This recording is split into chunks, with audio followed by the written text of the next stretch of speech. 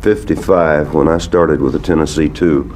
Our first public concert was in a church, and we were looking around for shirts or clothes that matched, you know, some kind of uniform look that we could wear, and the only thing we had alike was black. And I said, well, black would be better for church. So we wore black that night, and it became kind of a trademark. And I got away from it for a couple of years, but we went back to, black would be better for church, wouldn't it? We went back to it, and it's what I've always felt comfortable in, so it's what I continue to wear. When did you start songwriting? As long as I can remember, I've been writing songs, poems. I didn't call them songs when I was a kid. I called them song poems, because I never did write music, but it's something I've always done. Are you from a musical background yourself? Not a professional musical background. My mother played piano and guitar, and so did her sisters. And there's a lot of music in the family, all right. Has your wife influenced your music? I think so. You know, June's mother started recording in 1927, Mother Maybelle Carter, and she's still very active. She's with us on most of our concerts, though she was not able to come to Europe this time. But on June's side of the family, the country music roots go way back to the 20s, and I've always loved the Carter family songs. I know many, many of them, and I think probably in a way that the Carter family style of song has influenced me, yes. You only took up music seriously when you came back after the war. Right.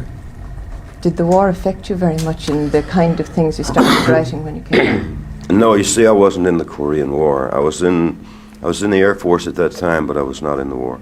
I was in Germany. I was there for 3 years, and I think it's during that 3 years semi-isolation, so far as friends and family at home is concerned, that I really began seriously thinking about a career in the music business, because it's really all I lived for.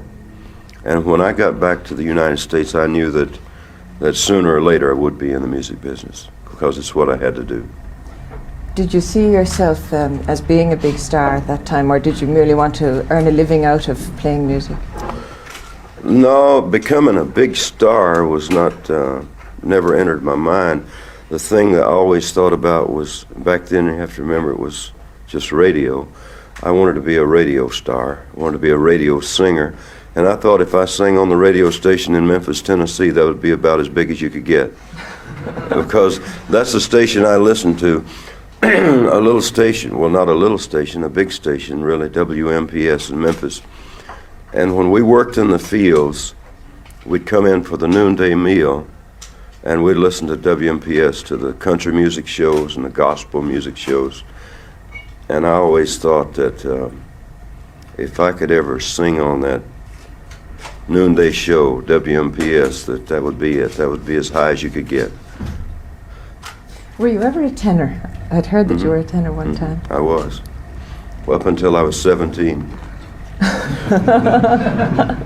When I cut wood all day with my dad, we cut wood for the winter's fire, you know. And I think that hard work that day is what made that voice drop, because I came in singing that night from the woods, and it was very low. My mother noticed it. So you never looked back after that? No. Excuse me. Who were your, who influenced you the most in your music, do you think? Whoever was popular. The first ones I remember were the Carter family. It was Carter family, Jimmy Rogers. Then later on there was Ernest Tubb and Hank Snow. The Louvin brothers, who were very popular in Memphis. Smiling Eddie Hill. All the local singers. Do your songs express your attitudes to life, would you say? In a lot of ways, yes.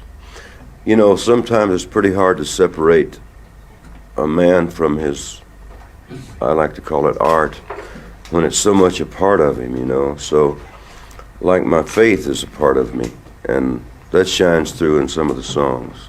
I've always sung gospel, spirituals, and I've always enjoyed it because it was a part of me.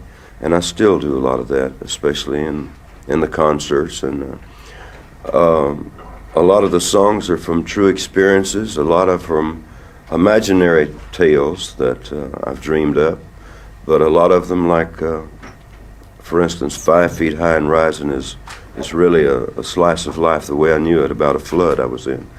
And a song like Picking Time tells about life on the cotton farm, the way I remembered it. You said in your book that as part of it was about the avoiding the pitfalls of the entertainment Yeah. world. What kind of pitfalls? Well, I was talking about the things that that caused my heartache and pain in the first place. I was talking about the pills and the booze, the dope. Well, what sort of situation do you think gave rise to you having that problem? Was the strain of having to... Yes, I think so. And I was very vulnerable because at the time, this was like 15 years ago, I was I was trying everything. I was a rambler. I was a rounder. I'd gotten away from the faith that I'd had as a child, and I was trying everything that came along. Whatever was going around, I was having some. Would you have any advice to give to a young country music singer, say, starting off in this country? It's very popular here, as you know. Well, I would just say, be sure you know that it's what you want to do, and then don't stop trying, because it might be the 92nd time you try that you'll finally make it. The first time I was in Ireland was 1957. I came here on vacation, or 58. I came here on vacation, and spent 10 days here. And it was on the way home from that vacation that I wrote 40 Shades of Green, because we love the country, and I wanted to say that in the song, how much we did love it. No Irish grannies tucked away anywhere, no?